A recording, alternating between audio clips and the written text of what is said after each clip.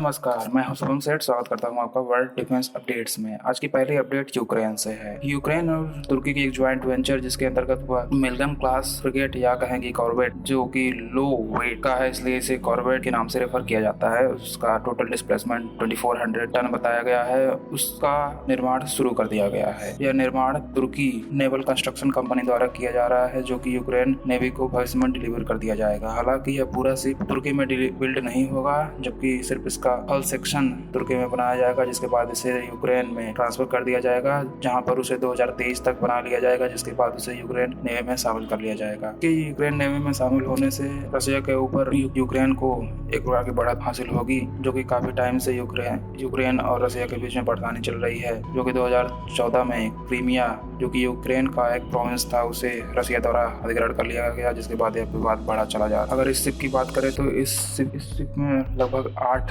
Harpoon missiles लगाई जा सकती हैं। इसके अलावा इसमें 21 रैम ब्लॉक 1 मिसाइल, जो कि सरफेस टू एयर मिसाइल है, उसे भी लगाया जा सकता है। इसमें एक S-70B सीहॉक हेलीकॉप्टर तैनात किया जा सकता है। इसके अलावा इसमें एसा रडार भी लगे हुए हैं, जो कि नौका के ऊपर एक प्रकार से इस शिप को एडवांटेज प्रोवाइड करते हैं। इसके अलावा इस शिप में एक 76 mm का गन लगा हुआ है और साथ ही साथ 12.7 mm का एक और गन लगा हुआ है, जो कि क्लोज इन वेपन सपोर्ट देने में इसे मदद करता है। इस शिप का यूज यूक्रेन अपने टेरिटोरियल वाटर में रिकॉनेसेंस और सर्विलांस मिशन के अलावा इनमें से अपने टेरिटोरियल वाटर को डिफेंस करने में भी मदद प्राप्त करेगा।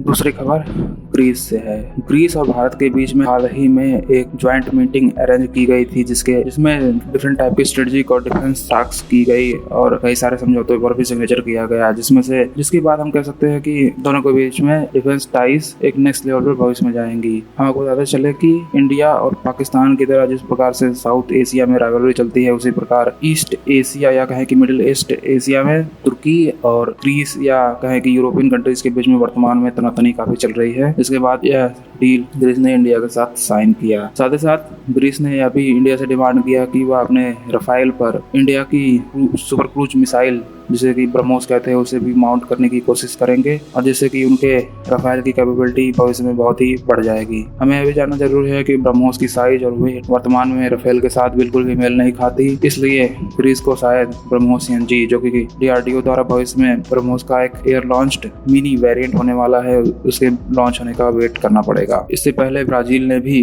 ब्रह्मोस वेरिएंट में, जो कि इंडिया का एक लैंड अटैक क्रूज मिसाइल है, उसमें इंटरेस्ट दिखाया था। तो ग्रीस दूसरा देश है जिसने इस प्रकार के मिसाइल्स में रुचि लिया हुआ है।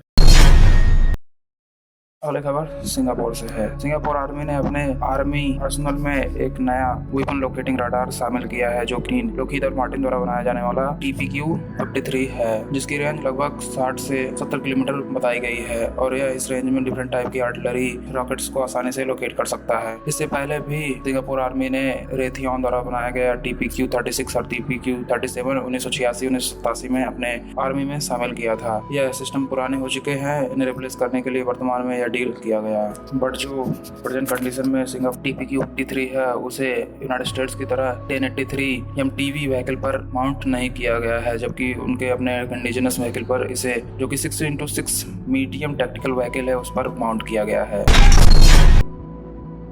अगली खबर साउथ कोरिया से है। रिपब्लिक ऑफ कोरियन नेवी ने अंडर वाटर पार्ट से अपने एक हानमुन 2B, जो कि एक सबसोनिक क्रूज मिसाइल है, उसे लॉन्च किया है। इस मिसाइल की रेंज 500 किलोमीटर बताई गई है और यह लगभग 200 से 300 किलो वॉरहेड अपने साथ ले जा सकती है। इस मिसाइल का use Republic of Korean navy के अपकमिंग KSS-3 या कहें कि दुसान एंड चैंग हो सबमरीन, जो कि अगले महीने रिपब्लिक ऑफ कोरियन नेवी में शामिल होने वाली है, उसमें लगाए जाने की उम्मीद। इस मिसाइल का परीक्षण आई ह्यूंग नाम की जगह से, जो कि कोरिया में पड़ता है, इस सबमरीन का पिछले साल इंटरनेशनल मैरीटाइम डिफेंस एग्जीबिशन में दिखाया गया था। यह उसी का रियल वेरिएंट का डिस्प्लेसमेंट लगभग 3000 टन से ज्यादा का होने वाला है। सबमरीन में टॉर्पीडो लॉन्च ट्यूब और वर्टिकल लॉन्च ट्यूब सिस्टम भी लगे होंगे, जिससे कि यह मिसाइल पार करता है। इसके अलावा इस सबमरीन में आई जो indigenously air independent propulsion system होते हैं, उन्हें लगाए जाने की भी उम्मीद।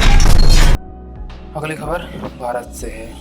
2016 में इंडिया और फ्रांस के बीच में राफेल एयरक्राफ्ट को लेकर एक डील हुई थी, जिसके अंतर्गत $7.8 बिलियन में इंडिया पूरे 36 के नंबर में राफेल फ्लाईअवे कंडीशन में खरीदेगा। तो इस डील में वर्तमान में यह एलिगेशन लगाए जा रहे हैं कि इस डील में करप्शन किया गया है किसी मिडिलमैन द्वारा, जिसके द्वारा ब्रोकरेज के रूप में कुछ मिलियन डॉलर प्राप्त किए गए हैं। ऐसा खबर फ्रेंच न्यूज एजेंसी मीडियापॉर्ट द्वारा किया गया है। जिसके बाद फ्रांस की गवर्नमेंट ने फ्रांस के एक जज के देखरेख में एक कमेटी गठित की हुई है, जो कि इस डील पर सारे दस्तावेज की निगरानी करेगा और जांच करेगा कि किस प्रकार के करप्शन किए गए हैं और किसके द्वारा किया गया है। को लेकर इंडिया में काफी घमासान मचा हुआ है और डिफरेंट पार्टीज द्वारा प्रेजेंट गवर्नमेंट पर एलिगेशन लगाया जा रहा है कि प्रेजेंट गवर्नमेंट इस डील में काफी करप्शन कर चुकी है, जो कि पुराने पड़ चुके 126 राफेल MMRCA कंपटीशन में जो सिलेक्ट किए जाने थे उसके लिए मात्र $20 बिलियन पे करना था, जबकि इंडियन गवर्नमेंट ने